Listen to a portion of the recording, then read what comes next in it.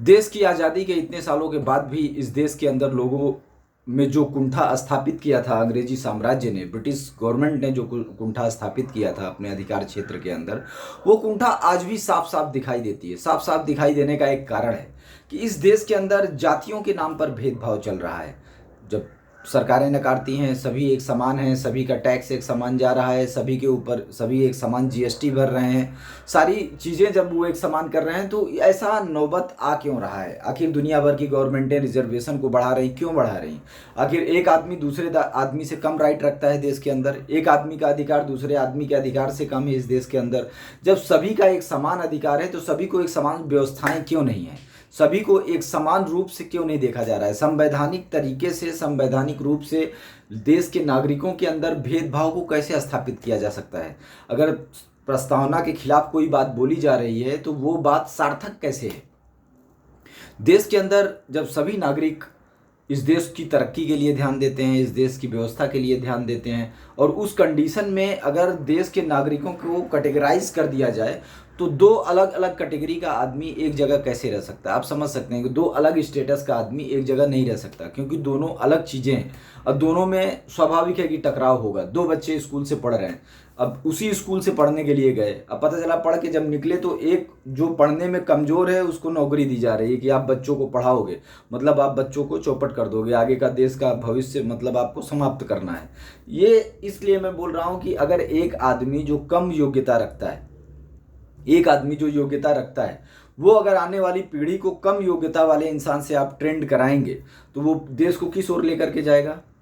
पीछे की ओर लेकर के जाएगा। फिर उसके आने वाली पीढ़ी में फिर आपने वैसा ही ट्रेनर दे दिया देश को, तो उसकी आने वाली पीढ़ी और पीछे जाएगी। यही एक कारण है कि अगर आज आप देखने जाएंगे, किसी भी क्षेत्र में आप देखने चले जाइए, चाहे किसी कंस्ट्रक्शन के क्षेत्र में आप देखने चले जाइए, तो लोग बोलते हैं अंग्रेज़ों के ज़माने का कंस्ट्रक्शन अच्छा है, अंग्रेज़ अच्छा कंस्ट्रक्शन करते थे। फर्नीचर मार्केट में चले जाइए तो लोग जो पुरानी सेकेंड हैंड चीज़ें हैं वो नए से ज़्यादा महंगी हैं और बताते हैं कि ये अंग्रेज़ों के ज़माने का कंस्ट्रक्शन है, ये ब्रिटिशर्स ने बनाया था, ये मुगलों ने बनाया था, ये राजपूत काल का है। जमाना बीत गया, मतलब इतना दौर गुजर गया, तो ये बात क्यों आती है कि राजे महाराजे के काल का है, तो ये अंग्रेजों के काल का है, तो ये अंग्रेजी रियासत का है, तो ये राजपूत रियासत का है, तो ये मुगल रियासत का है। इस तरीके से वो डिफाइन करके सामानों को देते हैं, और वो सामान वाकई कास्टली हैं और वो देखने में भी नए सामानों से कहीं ज़्यादा बेहतर हैं, मजबूत भी हैं, शौकीन भी हैं, जबकि 150 साल इस्तेमाल किए हुए हैं। तो ये नौबत क्यों आ रही है? आखिर वक्त के साथ क्या हम आगे नहीं बढ़ रहे हैं? क्या जिस तरीके से वक्त के साथ हमको आगे बढ़ना चाहिए हम आगे नहीं बढ़े? ये बात इस चीज़ की तरफ इंगित करता है, इस बात की तरफ हमको इशारा करता है, इस बात की तरफ हमको दिखाता है कि वक्त के साथ हम आगे जाने की बजाय पीछे आ गए। अगर हमसे 400 साल पहले, 500 साल पहले किसी व्यक्ति ने कोई रचना की और वो रचना 400 साल इस्तेमाल हो चुकी है, उस 400 साल इस्तेमाल के बाद आज नई रचना से ज़्यादा उसका वैल्यूएशन है। इसलिए नहीं कि वो चीज़ पुरानी है, इसलिए कि उस तरह का वैल्यूएबल प्रोडक्ट, उस तरीके की चीज़ नया इंसान नहीं बना पा रहा है। उसका वैल्यू सिर्फ इसकी वजह से है कि वो चीज़ बनाने की क्षमता वर्तमान में नहीं है। इसका मतलब क्या होगा? इसका मतलब हुआ कि आप वक्त के साथ आगे नहीं बढ़े, वक्त के साथ आप पीछे आए। उसका सबसे बड़ा रीज़न यही है। जब आप एक अयोग्य इंसान को, नई पीढ़ी को ट्रेंड करने के लिए लगा दोगे तो वो उसको आगे लेके नहीं जाएगा, उसको पीछे लेकर के जाएगा। ये तो ऐसा हो गया कि मतलब आप लीगली किसी भी कंट्री को बर्बाद कर दीजिए। किसी भी कंट्री के अंदर अगर आप, जो भी उस देश को चलाने वाले लोग हैं, अगर किसी भी चीज़ की, ये सब एक नाम है, आप उसको कुछ भी रिजर्वेशन बोल लीजिए, या अपने भाषा में करप्शन के कारण आए हुए बोल लीजिए, या अपनी भाषा में कोई दूसरा कुछ बोल लीजिए, वो जिस भी कारण से उस जगह पे आते हों, चाहे वो करप्शन की वजह से आए, चाहे वो रिजर्वेशन की वजह से आए, या किसी भी वजह से आए। अगर ऐसा होता है कि एक देश जो समान अधिकार देता है, जो जिसकी प्रस्तावना सभी को वचन देती है समान अधिकार देने की, सभी के अधिकारों के संरक्षण की, उस देश के अंदर अगर वहाँ के जो पद हैं वहाँ पर ऐसे लोग आएंगे जो कम योग्यता रखते हैं और उनसे ज़्यादा योग्यता रखने वाला इंसान बाहर खड़ा होकर के अवाक होकर देख रहा है कि आखिर मेरा दोस्त क्या है। आप इस देश के नागरिकों को, इस देश की सत्ताएं, इस देश के कोर्ट, चाहे वो सुप्रीम कोर्ट हो, चाहे वो राष्ट्रपति हो, चाहे प्रधानमंत्री हो, चाहे जनप्रतिनिधि हो, क्या जवाब देंगे अगर उनको संबोधित करना है? अभी ये तो चलो उनकी उदारता है कि वो कुछ बोलते नहीं, उदारता मतलब जो खत्म हो रहे हैं, बोल नहीं रहे हैं, कुछ लोग हैं जिन्होंने अपने आप को एजुकेशन के लिए समर्पित कर दिया, पूरी जिंदगी लगा दी है, जीवन लगा करके पूरी संपत्ति लगा दी है, ज़मीनें बेच करके पढ़े। और उसके बाद पता चला कि जो लोग कभी स्कूल नहीं गए, रोड पे घूम रहे थे, आज वो प्रोफेसर हैं, मास्टर हैं, प्राइमरी के मास्टर हैं, प्रिंसिपल हैं। और जो लोग अपने ज़माने के टॉपर थे वो साइकिल की दुकान पे पंचर बना रहे हैं, वो भी मंथली पगार लेकर के। ऐसी ऐसी सिचुएशंस हैं एजुकेशनल लोगों का। गांव में अगर आप सर्वे करेंगे तो आप पा जाएंगे इस चीज़ को कि जो लोग कभी स्कूल नहीं गए, जिनके अंदर कोई टैलेंट नहीं था, जो जैसे तैसे करके पास किए, वो स्कूल में मास्टर हैं। अब वो लोग जो स्कूल में टॉप किए, वो उसी मास्टर के घर में मजूरी करने जाते हैं, गारा मिट्टी करते हैं उसके मकान बनने में। तो ये जो स्थिति पैदा हुई है, ये स्थिति किस कारण से? क्या ये स्थिति देश को सम्मान की तरफ लेकर के जाएगी? हम कितना भी झूठ बोल लें, दुनिया बेवकूफ़ नहीं है। आप कितना भी एक अलग मीडिया चैनल क्रिएट करके, चीज़ें क्रिएट करके लोगों के दिमाग को आप ब्रेन वॉश कर लीजिए, लोगों को ये बताइए कि आपका गौरव ये है वो है, क्योंकि गांव में बैठा इंसान ये तो देख नहीं रहा कि उसका गौरव क्या है आउट ऑफ कंट्री। कैमरा पूरे कंट्री को दिखाता नहीं, कैमरा कुछ एरिया को दिखाता है ना। उस एरिया में लोगों को खड़ा करके आप कुछ भी बोलेंगे तो वही लगेगा कि वही बोला जा रहा है, जो भी हो। पर जो ये हकीकत है, ज़मीनी हकीकत है, क्योंकि हमारे पहले भी सैकड़ों पीढ़ियाँ थी, हमारे बाद भी सैकड़ों पीढ़ियाँ आएंगी। अगर हम अपने देश को बर्बाद करना चालू कर देंगे, बर्बाद करना, कोई भी व्यक्ति किसी क्षेत्र में कमज़ोर क्यों है? कमज़ोर इसलिए नहीं कि वो कमज़ोर है, नहीं, उसका उस क्षेत्र में रुझान नहीं है, उसका उस क्षेत्र में रुचि नहीं है, उस क्षेत्र में उसका टैलेंट नहीं है। तो उस क्षेत्र में जब भी वो काम करेगा तो कोई भी काम वो अच्छा नहीं कर पाएगा। क्यों? क्योंकि उस क्षेत्र में उसका टैलेंट नहीं है। उसका दुनिया में भगवान की बनाई हुई हर रचना का अपना एक महत्व है, हर रचना एंटीक है, हर रचना के अंदर अपनी एक पावर है। पर जिस क्षेत्र में उसके पास पावर है वो उसी क्षेत्र में काम कर सकता है। दूसरे क्षेत्र में आप उसको लेके जाएंगे तो कोई काम नहीं करेगा, वो भयानक नुकसान करेगा। ये फिक्स है कि उसकी वजह से सिर्फ नुकसान होगा, काम कुछ भी नहीं होगा, ये निश्चित है। क्योंकि उसके अंदर वो व्यक्तित्व तो नहीं है, उसका मन भी नहीं लगेगा। वो आ गया चूंकि उसको रोजगार चाहिए, मार्केट में रोजगार की कमी है। अब फॉरेस्ट एक्ट के कारण ना तो जंगल से शहद निकाल सकता है, औषधियों का तो वजूद ही मिट गया। एक ज़माना था बचपन में जब जंगल से ही औषधियाँ आती थी, सारे लोग सही रहते थे। पहले ये होता था कि भाई ये वाला साग खाओ तो कमर दर्द नहीं होगा, वो वाला साग खाओ तो बदन में दर्द नहीं होगा, ये वाला साग खाओगे तो सर में दर्द नहीं होगा, तो इस चीज़ की सब्जी खाओगे तो जोड़ों में दर्द नहीं होगा। रियल में वो चीज़ काम भी करती थी, मौसम के हिसाब से खाना भी था। बारिश में ये खाते हैं, ठंडी में ये खाते हैं, गर्मी में वो खाते हैं। आजकल तो सब इंडस्ट्रियल है भाई, जिन्होंने फंड दिया है, फंड जो बांट रहे हैं, उनके मिल में पिसा हुआ आटा है, 12 महीना अपना खींचते रहिए, नो प्रॉब्लम। सब्जियां जो हैं वो बताने की ज़रूरत ही नहीं, टीवी पे नॉर्मली वीडियो में दिख जाएगा किस तरीके से एंटीबायोटिक ये वो का इस्तेमाल करते हैं। एक एक दिन में तैयार हो जा रही हैं। मुर्गे तो ऐसे तैयार हो रहे हैं कि वो पालक से पहले तैयार हो जा रहे हैं। मतलब जितने दिन में पालक तैयार होता है, हम लोगों के घरों में चूँकि जानवर रहते हैं, देसी खाद रहती है, तो घर में खाने के लिए सब्जी आदमी दरवाजे पे लगाता है। बाहर अगल बगल गांव घर में ज़मीन रहती है, लगा दिया तो वहाँ पे कोई आदमी खाद यूज़ नहीं करता है यूरिया का, वो गोबर की खाद रहती है, वही फेंका रहता है, फेंक देते हैं, छीट दिए, हो गया, उसी में होता है। तो जितने दिन में पालक नहीं तैयार होता, बैगन आलू नहीं तैयार होता, मतलब उससे कम टाइम में मुर्गा तैयार हो जाता है। मतलब मुर्गे पे कम खर्च है, सब्जी पे ज़्यादा खर्च है, इस तरीके का। अब वो प्रोडक्ट आपके शरीर में कैसा काम करेगा? क्योंकि हम जो खाएंगे वही हमारे बॉडी में जाएगा ना, वही हमारे बॉडी में स्थापित होगा। जो चीज़ हम खा रहे हैं वही हमारा शरीर है। अगर हम किसी ऐसी चीज़ को खा रहे हैं जिसको ऐसा कोई डोज दिया गया है या उसके डीएनए में ऐसा छेड़ा गया है, उसका दिमाग स्लो काम करे और शरीर में मांस ज़्यादा बढ़े और भारी हो जाए, तो उसको खाने वाले के शरीर में भी वो चीज़ असरकारी हो जाएगा और उसका भी दिमाग स्लो हो जाएगा और शरीर भारी हो जाएगा। ये निश्चित है, ये एक कॉमन सा गुण है। जिस तरीके से प्रॉब्लम देखने को आ रही है, और ये सब हो क्यों रहा है? ये सब होने का सिर्फ एक कारण है कि अयोग्य लोगों को ऐसी जगह पे बैठा देना जिनकी उसमें रुचि नहीं।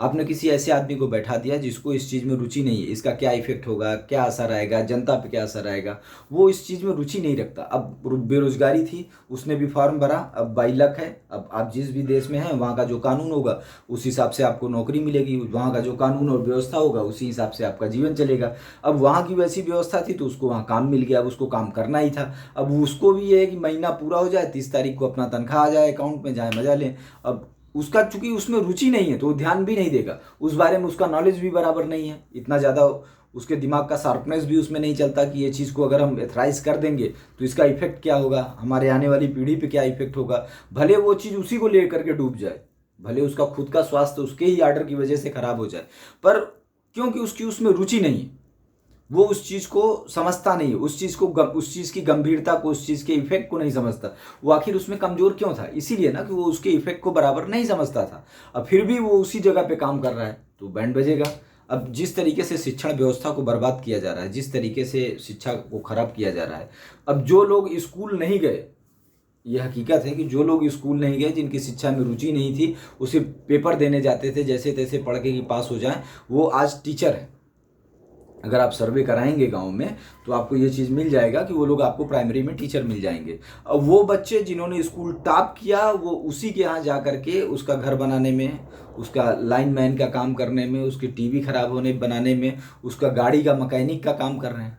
मतलब जिन लोगों को जहाँ होना चाहिए वो अलग जगह है, जिनको टेक्निकल काम में अनुभव था, जिनकी रुचि थी मैकेनिक का काम करने की, वो लोग टीचर का काम कर रहे हैं। जिनका रुचि था टीचर का काम करने का, जिनका टैलेंट था टीचर का काम करने का, वो मैकेनिक का काम कर रहे हैं। न तो गाड़ी ही बराबर बन रही है, तो होएगा ना कि पुरानी गाड़ी बेटर थी, नहीं खराब, क्योंकि नया बनाने वाला ही उसी तरीके का है। उसकी रुचि उसमें नहीं तो वो नहीं बना रहा है, उसकी रुचि पढ़ाने में नहीं है तो अगले बच्चों को उसी तरीके से पढ़ा रहा है। आप देख ही सकते हैं नॉर्मली रिपोर्ट, मीडिया रिपोर्ट, जो आजकल नॉर्मल बड़े चैनल तो ये सब दिखाते ही नहीं थे।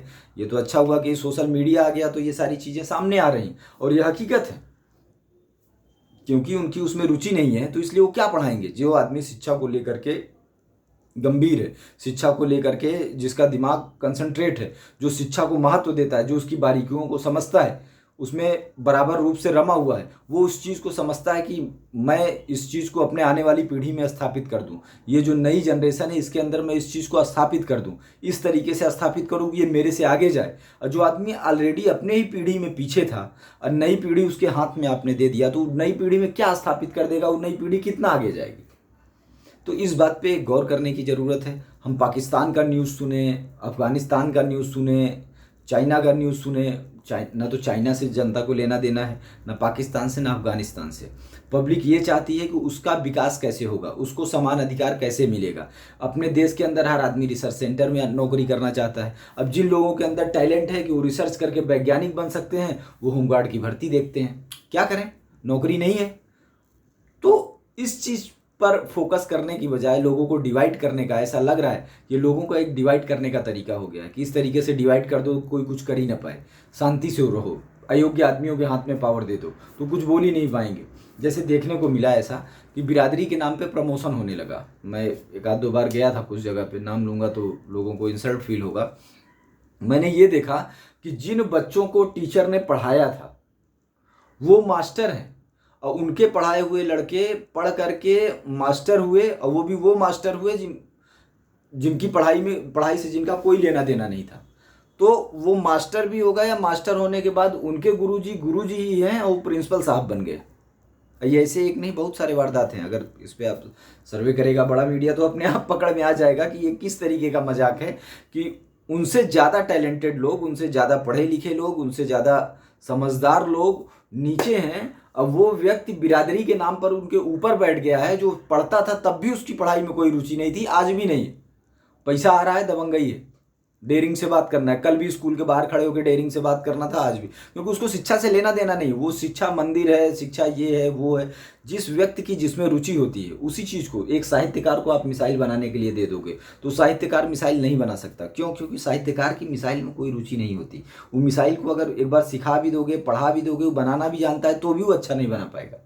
पर एक आदमी जिसके अनुसंधान में रुचि है, वो अगर कम थोड़ा सा साहित्य नहीं भी जानता, उसको साहित्य ना के बराबर भी नहीं आता, और उसको अगर थोड़ा बहुत भी अनुसंधान के बारे में बता दोगे तो दिन रात उसमें लग करके कुछ बड़ा कारनामा कर देगा। ये निश्चित है क्योंकि ये बात टैलेंट का होता है। किसी भी व्यक्ति का किसी भी लाइन में टैलेंट होता ही इसीलिए है कि वो लाइन उसको ज़रूरत से ज़्यादा पसंद होती है, उसका मन ही उस लाइन में रमता है, उसके दिमाग, उसका विवेक, उसका जो भी मानसिक दशा है वो उसी लाइन के हिसाब से चलता है, इसीलिए वो उस चीज़ को आगे बढ़ा सकता है। तो हमारे जनप्रतिनिधियों से, हमारे लोगों से, देश के नागरिकों से ये साफ साफ अपील है, एक निवेदन है कि वो देश को संभालें। देश को ताकतवर बनाने के लिए ये ज़रूरी है कि जिनका रिसर्च में टैलेंट है उनको रिसर्च में रखा जाए, जिनका एजुकेशन में टैलेंट है उनको एजुकेशन में रखा जाए, जिनका मैकेनिकल लाइन में टैलेंट है उनको मैकेनिकल लाइन में रखा जाए। तभी ये देश संपूर्ण रूप से विश्व में विश्वगुरु बन पाएगा। नहीं तो हम विश्वगुरु विश्वगुरु बोलते रहेंगे, ये बोलने वाली बातें हैं। पता चला कि सारे पेटेंट चाइना के पास हैं। आयुर्वेद का जन्मदाता इंडिया है, एक्सपोर्टर चाइना है। दवाइयों का जन्मदाता चाइना है, पैकिंग इंडिया कर रहा है। तो इन सब चीज़ों से कुछ होएगा नहीं, वो अपने मन को बहलाने वाली बात है। कुछ बड़े बड़े बिजनेसमैन आएंगे जो अपनी बिजनेस डील करेंगे कि आप ये वाला थाम लो, हम ये वाला पकड़ लेते हैं, आप ये वाला संभालना, मैं ये वाला संभालूंगा। ये बिलियन ट्रिलियन ये वो, अपने देश की इकोनॉमी लंबी चौड़ी आती है कि मतलब 5वें स्थान पे, चौथे पे, दूसरे पे आ जाएगी। देश के कम से कम 70-80% लोग गरीब हैं। महानगरों की कंडीशन एकदम ख़राब है। भले लोग पहने ओढ़े दिख रहे हैं, घर दिख रहा है, पर सब लोन से दबे हुए हैं, किसी के पास कुछ नहीं है। ज़्यादातर की कंडीशन ये है कि पूरी ज़िंदगी सिर्फ वो बैंक के लिए कमा रहे हैं। मतलब 90% तो नहीं बोल सकता, पर 60-65% लोग ऐसे हैं जो महानगरों के अंदर जो सिर्फ बैंक के लिए कमा रहे हैं। वो सुबह शाम जो मेहनत कर रहे हैं सिर्फ बैंक के लिए कर रहे हैं, उनकी पूरी की पूरी कमाई बैंक लेकर के जा रहा है। और इन सब की सिर्फ एक वजह है कि योग्यता के अनुसार इंसान को जगह पे न रखना। बराबर टैलेंट का इंसान बराबर स्थान पे नहीं है, इसी कारण ये नौबत आ रही है। बराबर टैलेंट का इंसान बराबर स्थान पे अगर होता तो ये नौबत कभी नहीं आती। इस नौबत के आने का जो मेन रीज़न है, जो मेन कारण है, वो यही है कि जो आदमी जहाँ होना चाहिए वो आदमी वहाँ नहीं है। इसका मेन कारण है कि हम संविधान की प्रस्तावना के प्रति संपूर्ण रूप से समर्पित नहीं हैं। अगर हम बाबा साहब की प्रस्तावना के प्रति समर्पित होते तो हम सभी बच्चों को एजुकेशन का समान अधिकार देते, सभी को रोजगार का समान अधिकार देते, सभी के सम्मान का बराबर ख्याल रखते, और ये नौबत कभी नहीं आती। बाबा साहब को अगर हम बराबर दिल से फॉलो करें जैसा वो चाहते थे, तो हमारे ऊपर मुसीबत कभी नहीं आएगी। हम सदैव आगे बढ़ेंगे। आगे बढ़ करके, चूँकि बाबा साहब का एक पूरा कुनबा था, साहू जी महाराज जो इस धरती के ऊपर, इस भारत भूमि के ऊपर समानता के प्रतिनिधि माने जाते हैं। साहू जी महाराज के कारण ही 50% आरक्षण है।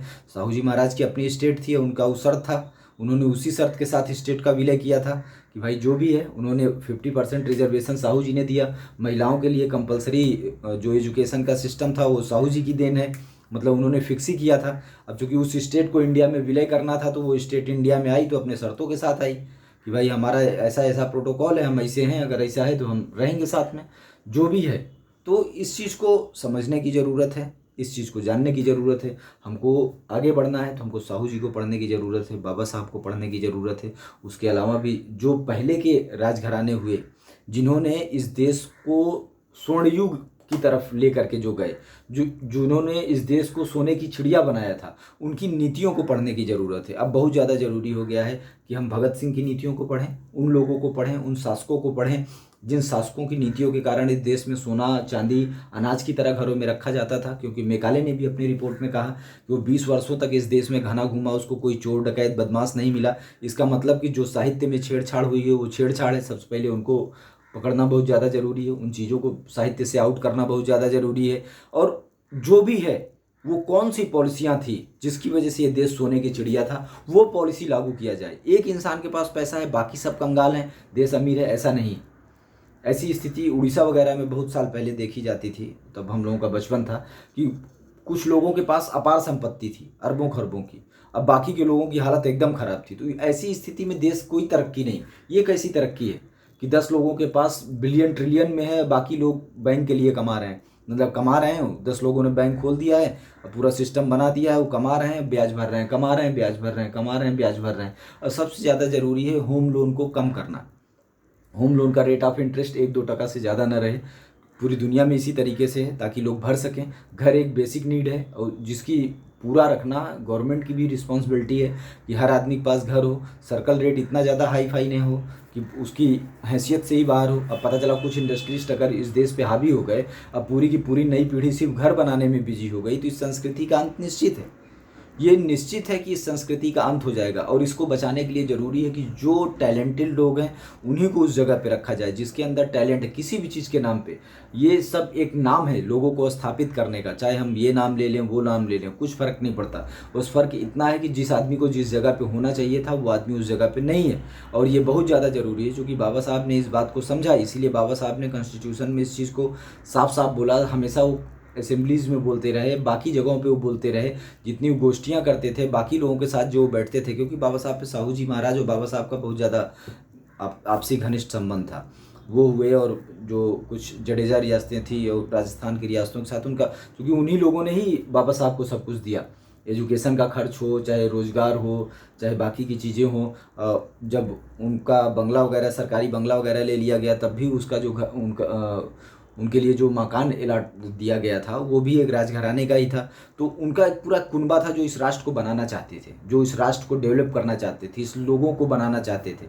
तो उनकी रक्षा के लिए, उनकी सोच की रक्षा के लिए ये बहुत ज़्यादा ज़रूरी हो जाता है कि जो भी मौजूदा लोग हैं वो इस बात को समझें। सरकारों को तो हम नहीं बोल सकते, क्योंकि लोग ही सरकार हैं, लोग ही सरकार बनाते हैं। लोग इस बात को समझें कि अगर उनको डेवलप करना है, उनके बच्चों को सुखी रहना है, उनको स्वयं को सुखी रहना है, व्यवस्थित रहना है, तो ये ज़रूरी है कि हर जगह पे वो इंसान बैठे जो उस चीज़ के लिए टैलेंटेड हो, जिसका उसमें टैलेंट हो, जिसकी उसमें रुचि हो, जो वो काम करना चाहता है, जो देश को, समाज को उस क्षेत्र में आगे ले जाना चाहता है। क्योंकि जिस क्षेत्र में जिसका टैलेंट होता है वो उस क्षेत्र को ऊंचाइयों पे लेकर के जाता है, और जिस क्षेत्र में जिसका टैलेंट नहीं होता वो बिना मन का रोजगार के लिए करेगा, पर उसमें वो कुछ करेगा नहीं, क्योंकि उसको भी पूरा अपना जीवन काटना है। हाँ, 1 महीना हो गया तनख्वाह आ गई, फिर 1 महीना हो गया आ गई। तो ये बहुत ज़्यादा ज़रूरी है कि इस चीज़ पे काम किया जाए, जनता भी इस बात को समझे और इस बात को समझे कि आप इस तरीके से आगे नहीं बढ़ सकते। दुनिया बहुत बड़ी है, आपको आपस में भिड़ने की ज़रूरत नहीं है। आपको अगर भिड़ना ही है, कुछ पाना ही है, तो कंट्री से बाहर भिड़िए, साम्राज्य का विस्तार करिए, किसी भी क्षेत्र में, चाहे राजनीति के क्षेत्र में करिए, साहित्य के क्षेत्र में करिए, विज्ञान के क्षेत्र में, टेक्नोलॉजी के क्षेत्र में, मैन्युफैक्चरिंग के क्षेत्र में, चाहे मैन पावर के क्षेत्र में। पूरी दुनिया पड़ी हुई संघर्ष करने के लिए। आपस में आप संघर्ष क्यों कर रहे हैं? संघर्ष करना है तो दुनिया में करिए, बाहर निकलिए और बाहर निकल के संघर्ष करिए। आपस में संघर्ष करके आप सब कुछ खत्म कर लेंगे, कुछ भी हासिल नहीं कर पाएंगे। अगर आपको हासिल करना है तो आपको बाहर संघर्ष करना पड़ेगा, खुद पूरे समाज को मजबूत करना पड़ेगा, तो ही आप बाहर संघर्ष कर पाएंगे। उसके लिए ज़रूरी है कि जो आदमी जिस टैलेंट का है उस जगह पे हो। अगर ऐसा होगा तो आप श्योर संघर्ष करेंगे और श्योर आपका डंका पूरे विश्व में बजेगा, और वही क्षण विश्व गुरु का क्षण होगा।